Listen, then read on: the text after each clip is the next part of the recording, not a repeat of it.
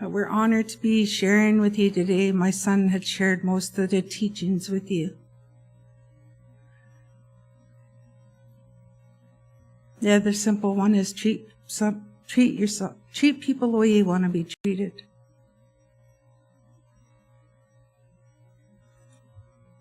Kindness goes a long way. But I thank you, like my son said, if you haven't heard it from our communities. We hold our hands up to each and every one of you. Your beautiful work does not go unnoticed.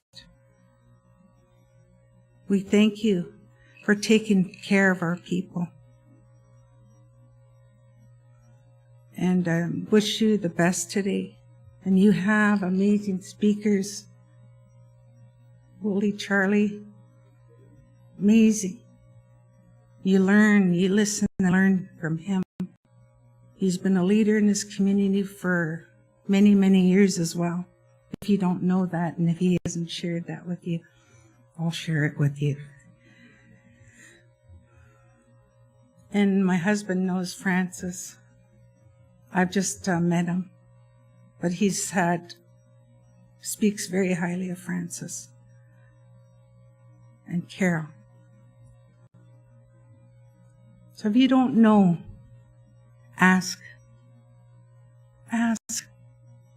how to approach our people. Because our people don't know anything about the medicine. They're after alternative medicines now. They're after different medicines that's not in your books. And you have to be open to that. You have to be open-minded to that also.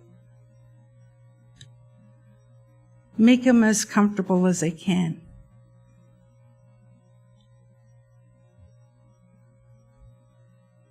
When you sit with them, make sure you're fully present there.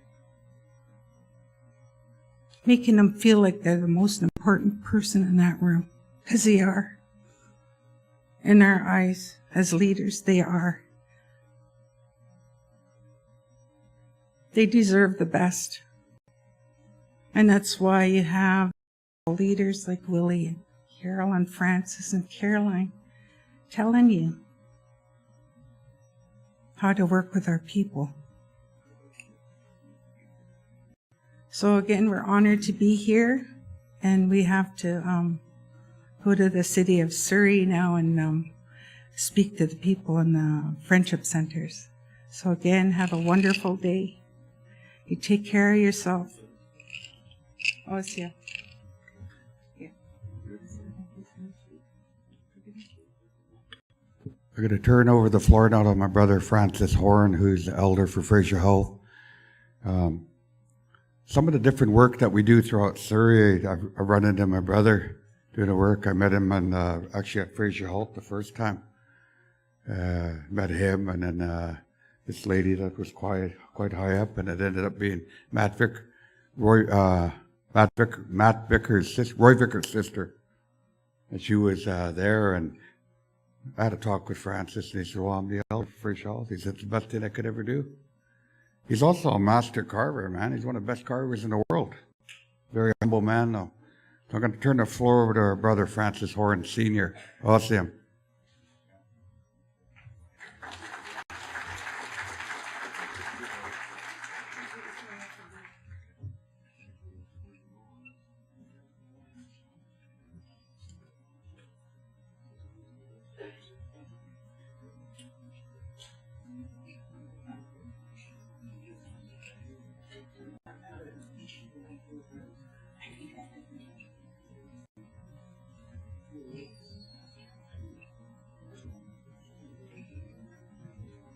Thank you, Kevin, Marilyn, Michael.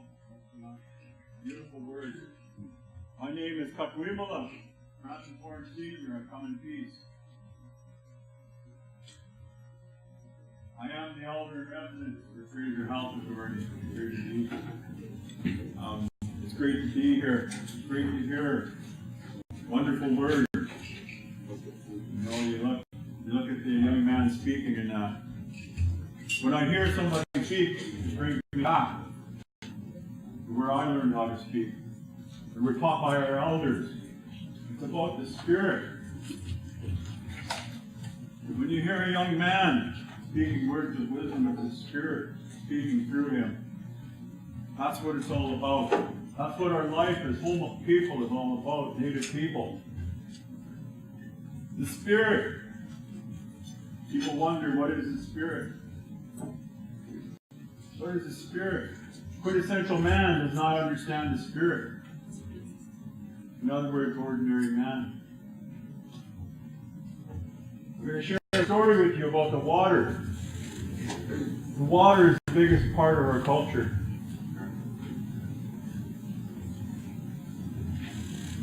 You hear about the water, we take it all for granted. Wherever we go, we take the water for granted. We don't realize the significance of water and how powerful it really is. I speak about the water because the time is now and we protect it. The time is now that we get it around the globe. And what better place to start than in a health authority? When I was a young man, I was told by an elder, go to the water. You go to the water, you find your cover. I didn't know what he meant. And I tried it, I went there. Tried it, I did nothing, I didn't feel anything. Went to the waterfall. I was told to go to a waterfall. I didn't feel anything. But I did go to the water periodically to go do my cleansing, do my bath. For the next 30 years after. Then at 52 years old, suffering from alcohol abuse, emotional, spiritual. I went back. And I went to a waterfall. Exactly like the elder told me. And amazing things started to happen. Amazing things. 30 days I went. I did my meditation. Did my prayers. I had a fire by the water like I was told. And then things started to happen. I began to heal. The water is healing. The water is loving. The water is knowledge. We look at our bodies. The body is all water. The blood that runs through your veins is water, but nutrients enough to sustain a human life. Your brain, your fabulous brain, is all water. We like to think that sometimes we're more intelligent than others, or there's other people more intelligent. The fact is, it's how we process that water that we're blessed with by Mother Earth. It's how we process that determines how we're channeling the energy that comes from the water. It's very powerful how it works.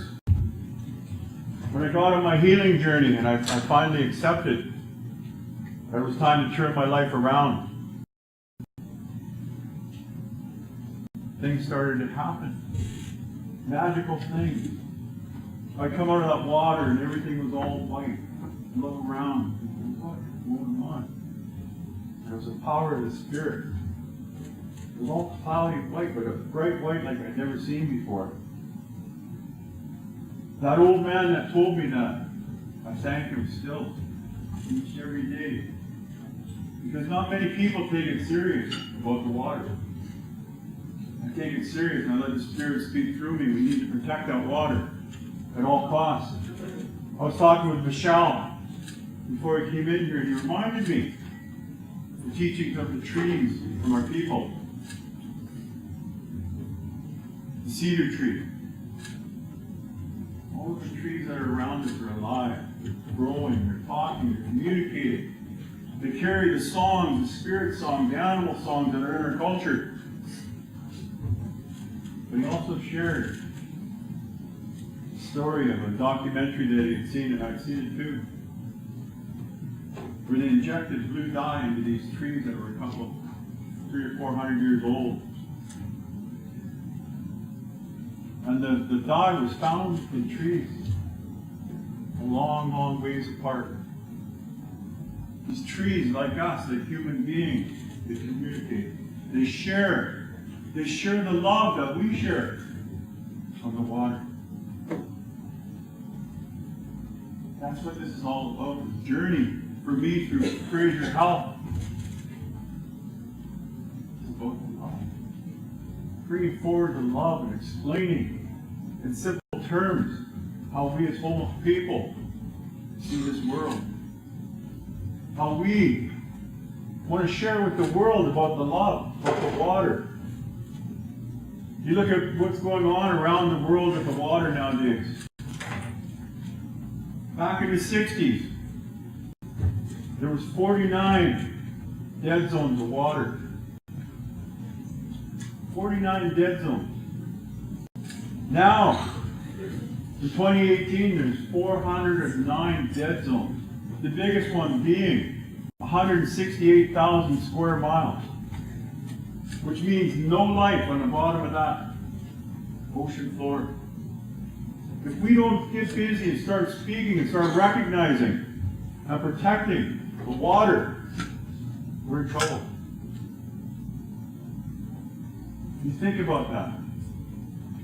Wherever we go, we're taught in our spirit, in our heart, that the water is healing. You think about when you have a shower. It feels so good. It feels so good. Cleansing. You talk to the water. I do my prayers in the water, and people talk to that water, but not knowing it feels so good. Comforted. The water is the love of Mother Earth. The water is the Great Spirit. It always has been. The message that I share with you today, protect that water. Protect that Great Spirit. Think of ways that you can. We drink bottled water all the time. We do a lot of research on water. One of the things that I noticed, I thought, well, I'm going to change from bottled water to glass bottled water.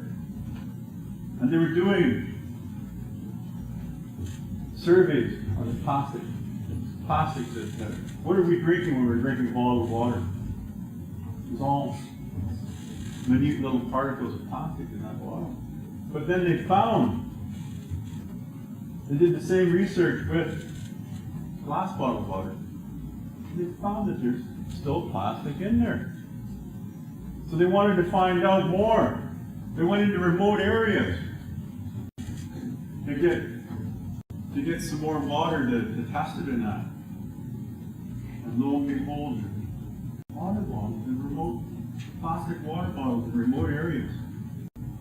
We don't know what we're doing to the water. We don't understand how Mother Earth regenerates with water. Water and volcanoes. Volcanoes that cool the earth down. Water. You see the places that are toxic with pollutants underwater from sewer. From industrial waste. And guess what? Mother Earth is the most prolific recycler in the universe. It takes that water that we're putting here and we're destroying, pours it back on us. Think about that. I shared this story with you because I have a passion for the water, the Great Spirit. The homeless people have known for thousands and thousands of years. I'd like to see other people. If I can just reach one person, learn, study about the water, the health authority, what a great place to start. What a great place to start. Working for Fraser Health, bridging the gap. Working with the native people and seeing, witnessing. I raise my hands to Fraser Health for the work that they're doing, for the magnificent work that's going on, for the connections, the love that is there. But always remember, we are what we eat, what we drink. We are the human, we are the spirit on a human journey. That's what we are. Spirit is here to learn about emotion. I remember living my life as an angry, resentful. I hold grudges in that as a younger man until I realized that one day my life has to turn around. When I went to that water, I learned how to forgive. When I forgave everybody and anybody, I forgave my abuser. He became my best friend. 85 years old, he lived till he became my best friend. He passed away knowing that I forgave him. That's what this is all about, Jared. For all the people that work, and they come and touch people and share that love with their patients. You're guardian angels for these people. You're doing guardian angel work, bringing that love forward. That's what it's all about. Thank you, each and every one of you. Appreciate it.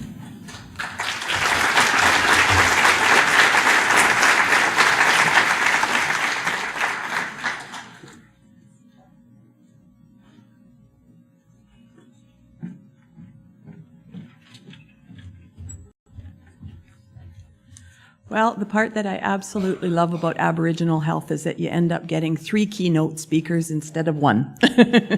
And so it's my great privilege now to introduce you to Willie Charlie Chakwakut. And I don't know if I said it quite right, Willie, but my hands go up to, I'll try. I just want to tell you just a little bit about Willie, and then he's going to come up and give you his keynote speech. So I have a lot of notes, and if you turn into your brochure, you will see a write-up on Willie there. I think it's around page 32 or something like that, if I've got my pages right. But Willie comes from Sta'elis, which is a community out near Harrison Mills. Maybe some of you know better Sandpiper Golf Course, that area, Agassiz. That's his traditional territory. He is the second eldest son of William and Pat Charlie. He has the longest history around here that you can imagine, and I'm sure he'll share a little bit about that. And then you can read about him. He has 3 sons and 3 grandsons, I believe. He's going to tell you a little bit more about that. But I want to tell you just some of his roles. He is on the board for Fraser Health. He is also the CAO of Sta'elis. He sits on the regional caucus for First Nations Health Authority and is very involved in all of that work. And Willie's experience and breadth across the province, across our country, is amazing. He represents us so well everywhere he goes. But now comes the heart part. Willie is, I think, responsible for some of the biggest work in health. And this is not the stuff where he will be a bedside person looking after surgery and those kind of things. But I'm just going to tell you one tiny little story, and then the floor is Willie's, because I have to tell you this because it happened Wednesday night. Willie facilitated a reclaiming ceremony. How many of you know what a reclaiming ceremony is? Couple. Sometimes we talk about it with land. Sometimes we talk about it with other things that we reclaim. But this was for a young boy who had been removed from his mother and father. And for me, I don't know that we've had hardly any reclaiming stories in this province. And certainly not where we have a whole big ceremony. And if you understood the journey of this little boy who was removed from his family when he still had 5 brothers and sisters, but somehow he got stuck in our systems. And so his 5 brothers and sisters all went home to parents, but he got stuck. And so, after 5.5 years and 7 lawyers and judges, the communities got together and reclaimed him and returned him to his parents. So I know when I look at this patient experience conference, I want you to understand the experiences of some of the people. This isn't about people who are not still hurting. That little boy is 13 and has just been returned to his family and has been waiting in a system since he was 7. And so these things keep happening, and when they show up on your door or in a hospital or somewhere, just remember that little story of this little boy. I hope we write the book on this story so that you will know his name. Anyway, I just want to give the floor to Willie and just, my hands go up to him. He is just a man that is he can teach us so much. He does teach me all the time. So I want to give him the floor. Thank you.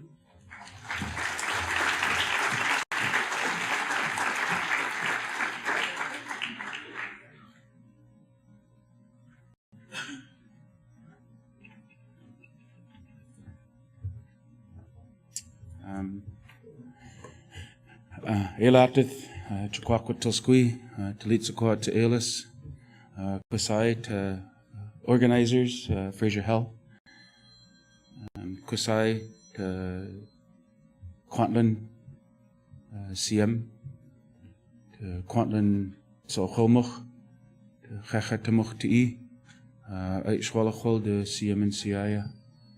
Just a few words in our language. Just introduce myself as Chukwakwat from T'Alis. I usually introduce myself through my family, and Carolyn has done a little bit of it, and it's in your pamphlet as well. We always try to introduce ourselves through your family first. I'm from T'Alis.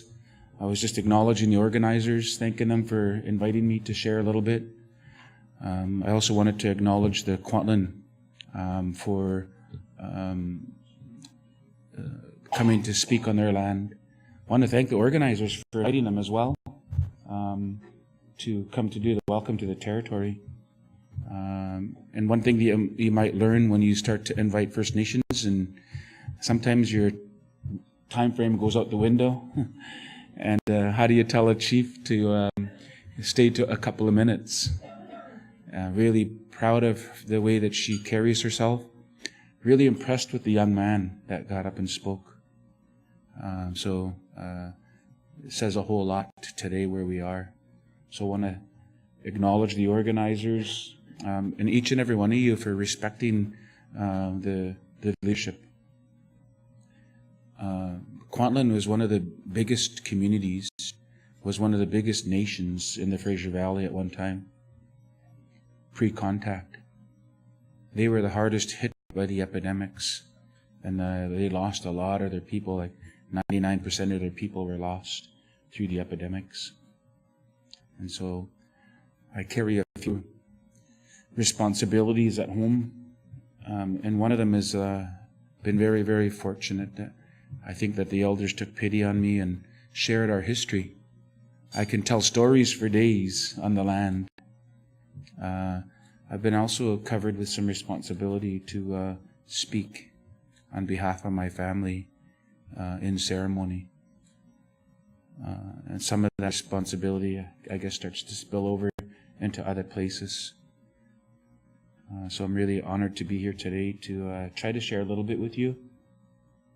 I got a call yesterday, I think it was yesterday or the day before, from a CBC asking if I could share with them a little bit about what I was going to speak with. And I thought, it's not Friday yet, so I don't really know what I'm going to share with you. Just kind of the way that I've been taught. I'll share a little bit with you. Again, I just wanted to thank you for your patience and your understanding. And sometimes it's not always going to go by that, and I'll try to bring it back for you to patient experience. But going off onto what I meant about not really knowing what I was going to speak about. As a speaker in ceremony, my teachers, my grandfather and my uncles, usually you don't have notes. Usually you don't speak from something. My uncle said you speak from your heart. He said when you go to a gathering, when you go to a ceremony, when you go to a place where people are, there's the spirit of the occasion that is in the room. And in this case, it's a patient experience. That spirit of how we want to look after the people that have come into our care. That spirit is here.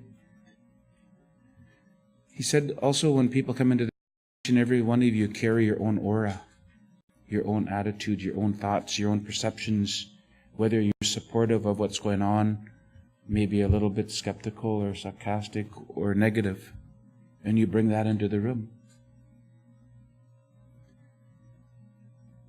My uncle said a good speaker has like an antenna, and this antenna is up, and it picks up on that spirit, picks up on the feelings and the emotions that are in the room, that we can bring us all to one place to remember why we're here. And when you come across good speakers, they can bring it home that way. They can bring it back to the purpose of the gathering. And I want to acknowledge you all. You could have asked the chief and her family to be the keynote. Some of the messages that they gave were important.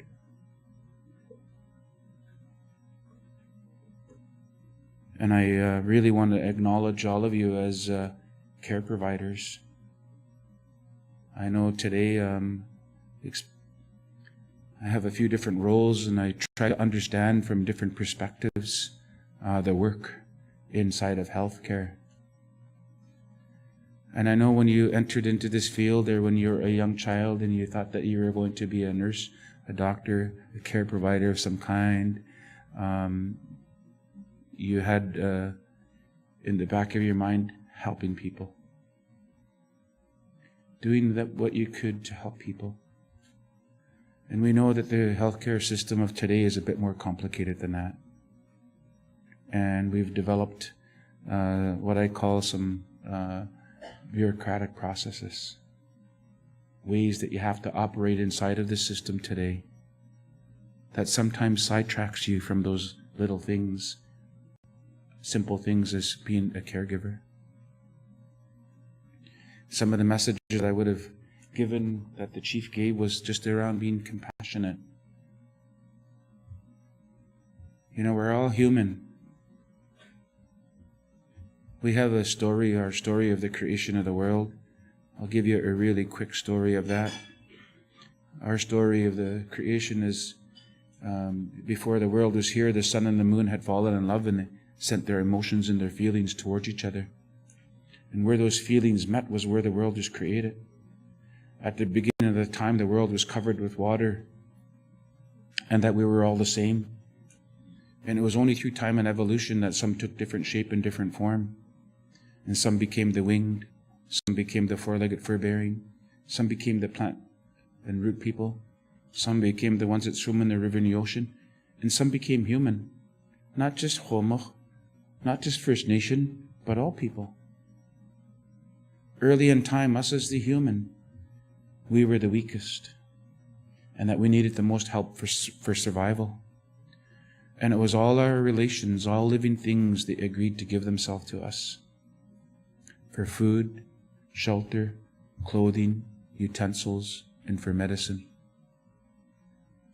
And the only thing that they had asked for in return was to be respected, to be remembered, to only take what you need, to share with those that are less fortunate, and not to gather our harvest at certain places in certain times, out of respect, so that they can reproduce. All of our Snowayat, all of our laws, all of our siwas, all of our teachings, they come back to that story. I like to think not just as First Nations people, but all people. My grandfather used to say the laws of life are simple. It's our humanness that sometimes complicates life. And it's just around that respect.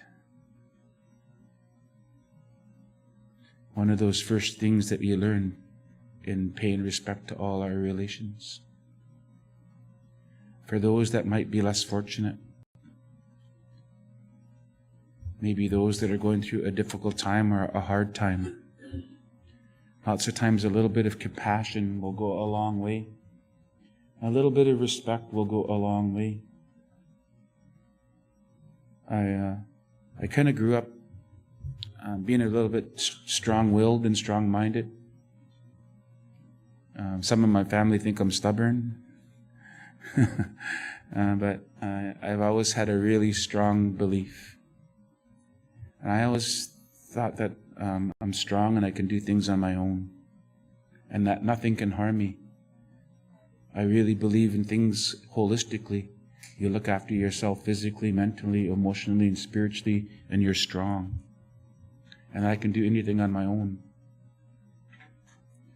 We're not supposed to be like that as human beings. We're social beings, we're social creatures, and we need one another. And we need family. We need each other. We need companionship. Lots of times we need understanding, respect. Anyway, the Spirit showed me, I guess, and so I wound up really physically sick with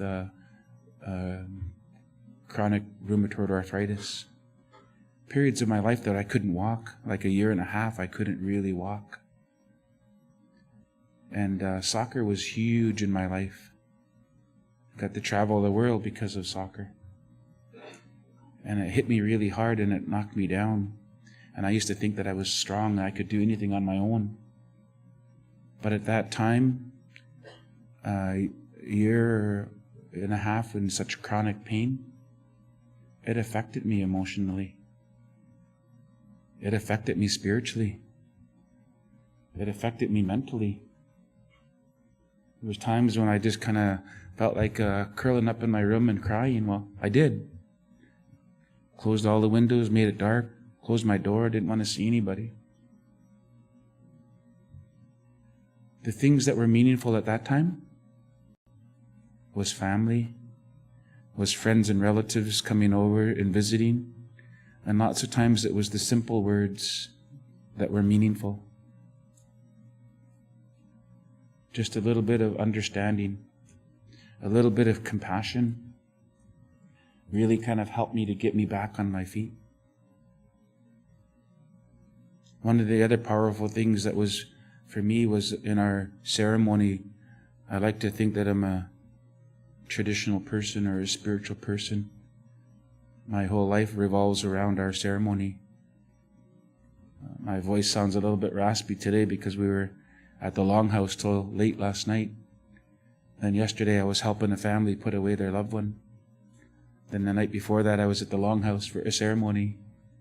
And so my life revolves around ceremony. But it was one of our ceremonies that my mom and my dad felt that they needed to pick my spirit up. And so in the ceremony, we had this ceremony and they came out and they brushed me. It's not just physically in our way, it's spiritually. Brushed me. I believe it was through the prayers of the ceremony and all of the people that came there all put their good minds and their good thoughts together in prayer to help me stand me back up. And I can walk again today and run again today, play sports again today. And I think it was that act of kindness or compassion that had got me back on my feet. Those people that you see inside of the hospitals or see on occasions, they're going through something very similar. Maybe something physically has harmed them or hurting them, and it affects them. It affects them spiritually. It affects them emotionally. Sometimes the smallest acts of compassion will go a long way. Just taking time to say hello to them or to be kind to them or to remember their name. You know how it is when somebody meets you and you shared with them a part of your life, maybe your family, maybe your children, maybe things that you feel strongly about in either a sport or hobby, and somebody remembers that and it perks you up. They're the same way. If you're looking after them and you have an act of kindness and you remember their family, or you remember something that they enjoy doing, do you imagine how much that will help them? I know that we live in a fast world of today, and I know a lot of the responsibilities that you have in your job, and the many patients that you might have to see.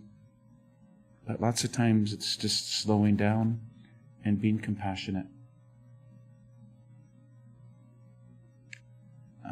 To be respectful, maybe to be understanding that their wellness, holistic wellness wheel there's a chink in the armor. There's a break in the wheel. I like to think that if I look after myself physically, mentally, emotionally, and spiritually, and I have that as a wheel, and I can go through life fairly smooth. But as soon as I become unbalanced, all of a sudden the road of life gets a little bit bumpy. And how do you keep it balanced?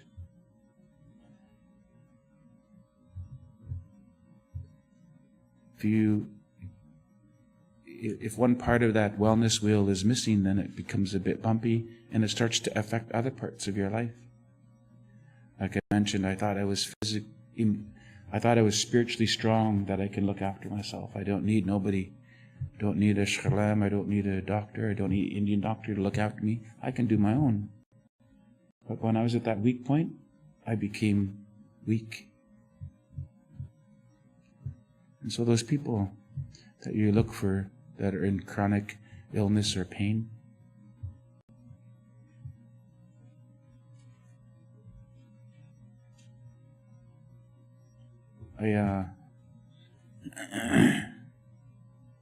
I know that there's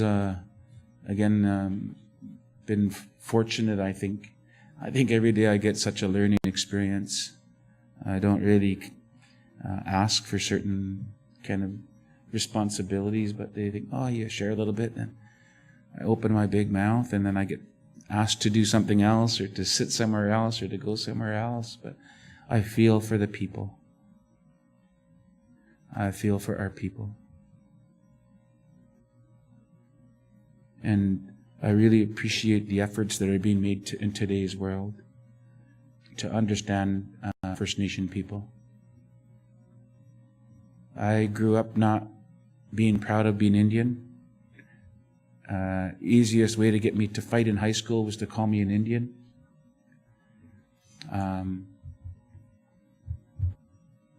Our culture, our language was forbidden.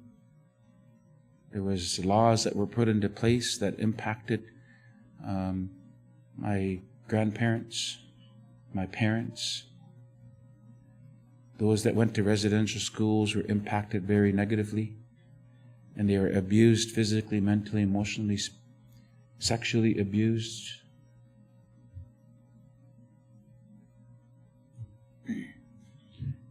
Our people weren't allowed into restaurants or beer parlors. The potlatching law wasn't lifted until 1951. The last residential school closed in 1984 in the Fraser Valley here. Children were taken away. Anyone of the age of 4, you had to go to residential school. If parents or grandparents were caught keeping their children home, parents could go to jail. And so those, I call that the dark era. Those impacts of the dark era are still on the people that you see today. They're that way for a reason. And I often share with people that, like,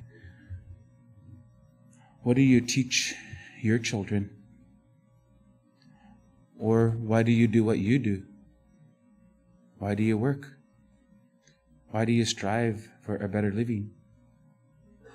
And most people will say they do it so that their children will have a better chance than they had. I work hard so that my children can have a better chance than I did. I often tell people as well, like, what do you teach your children? You can only teach them what you know. And if you're a product of that dark era, and that's all you know is abuse or neglect or alcohol or sexual abuse, then that's usually what you teach. Growing up, we often think that we're not going to be like our mom or dad. You think about some of those negative traits, and I said it so many times when I was a kid growing up, and I go, I'm not going to be like my mom. All of a sudden, I'm talking to my kids, and I thought, holy man, I sound like my mom. I sound like my dad. I'm doing what I said I wouldn't do. Well, those that come through that dark era didn't have intentions of being that way. You just go back to that way. And so that's where a bit of that compassion and understanding might come from for some of the First Nations people that you see. They don't know that their will is unbalanced. They don't know or intentionally act that way sometimes. It's just what they know. To try to have compassion or understanding for those that are coming through that dark era. I always say the ones that you see on the streets, the ones that you see that are in a lot of health care because they're not looking after themselves, they're that way for a reason. And so it's a little bit of that, again, that compassion, that respect for the ones that you might see. The ones that are in the systems are the ones that are still struggling to balance their will. They're still struggling to be whole because there's a part missing.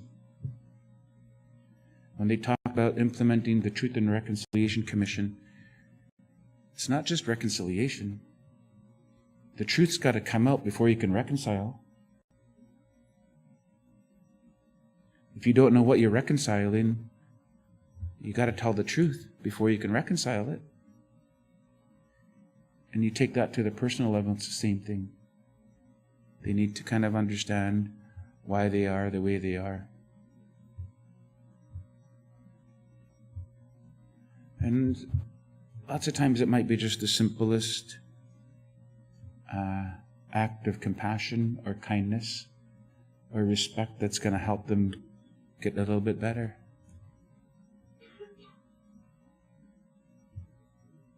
I appreciate it as well what Salasalton Kevin talked about.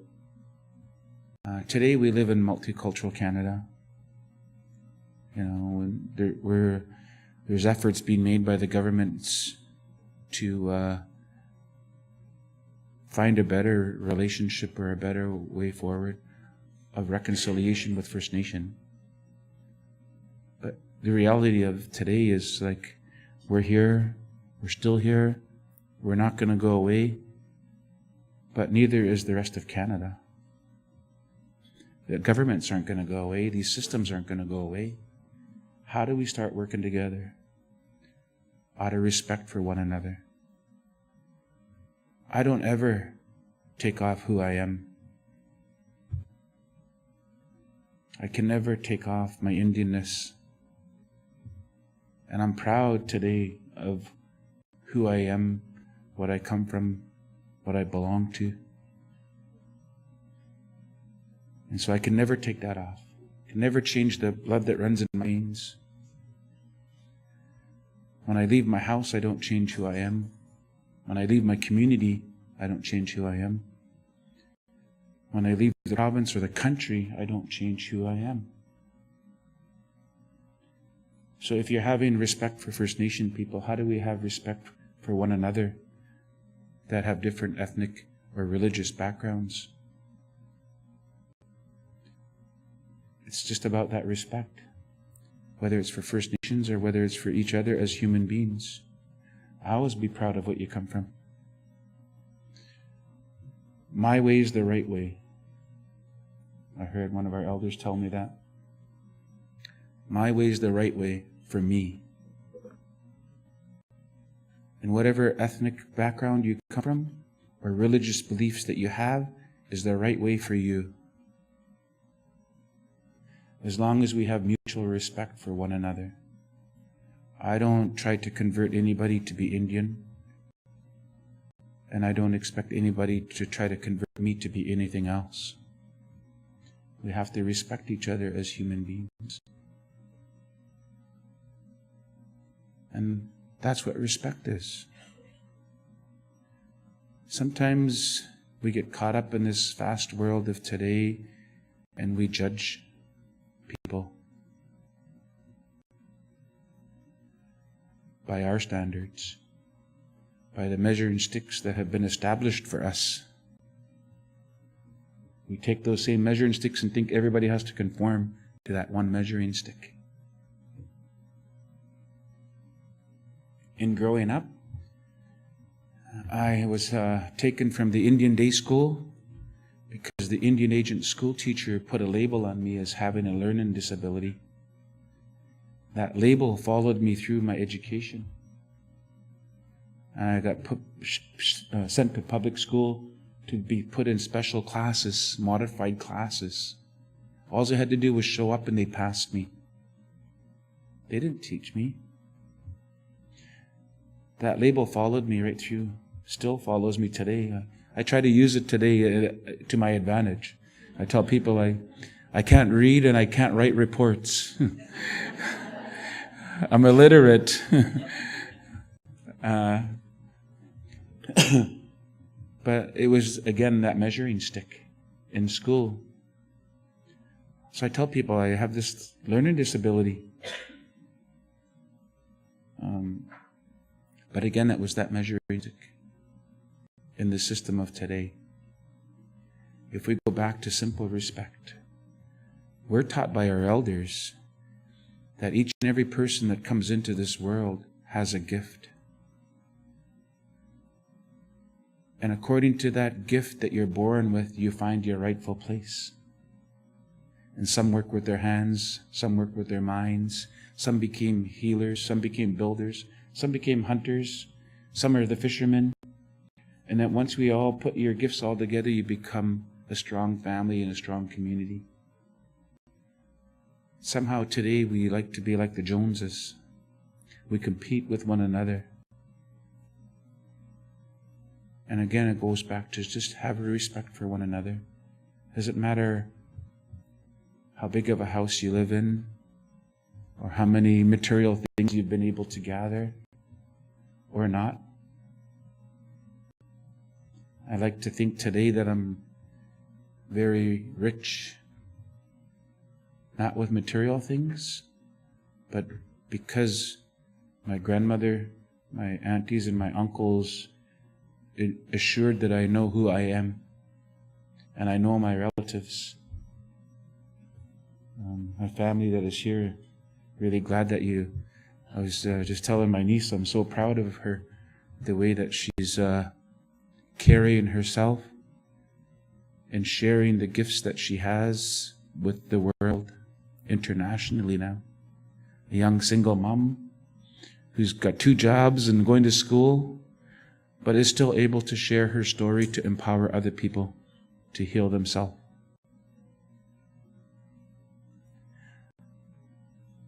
I can probably trace my family tree to about 9,000 or 10,000 people, all through the Fraser Valley, down to the United States, over to Alberta, up to the northern part of the British Columbia. Have family in Hawaii, but family in other places. I can trace my family that far. When you know who you are and where you come from and what you belong to, and you know your family, then you never have to walk through things alone. That's how you're rich. When you know what you come from as far as ceremony, as far as sacred ceremony and songs and dance, then you're rich. I might not have much material things, but I know my family.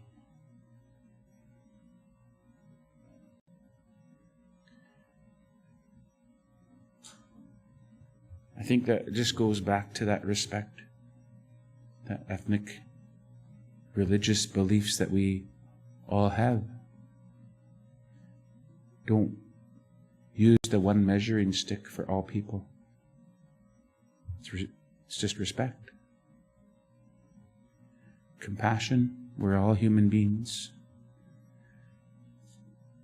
There's never a day that goes by when I question if I made the right decision or said the right thing.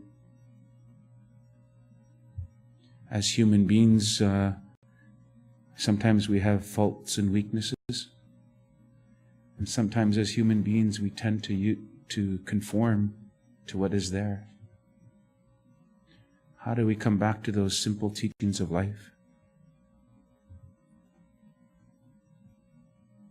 We're all human. We're all going to go have weak moments and strong moments. And